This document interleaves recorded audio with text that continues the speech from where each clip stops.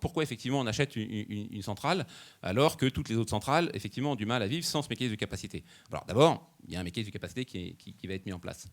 Mais ce qui est important pour nous, on veut avoir une vision pérenne de notre activité dans la durée parce qu'on investit des sommes importantes pour conquérir des parts de marché, proposer de nouvelles offres et de nouveaux services à nos clients.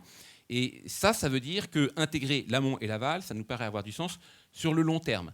Et notamment pour éviter d'être dépendant des fluctuations des marchés intermédiaires, marché de l'énergie comme marché de la capacité.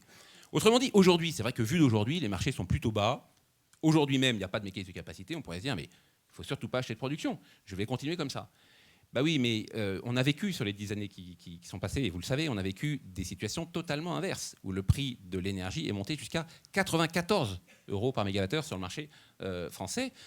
Donc vous imaginez bien que notre vision industrielle de notre développement, c'est de sécuriser cette activité en intégrant le plus rapidement l'amont, surtout quand les prix d'achat de ces centrales sont intéressants, et c'est le cas aujourd'hui. On a acheté cette centrale dans des conditions de dépréciation très intéressantes parce que les marchés sont bas, donc c'était vraiment le moment de le faire, et pour se protéger de ce qui pourrait se passer dans l'avenir.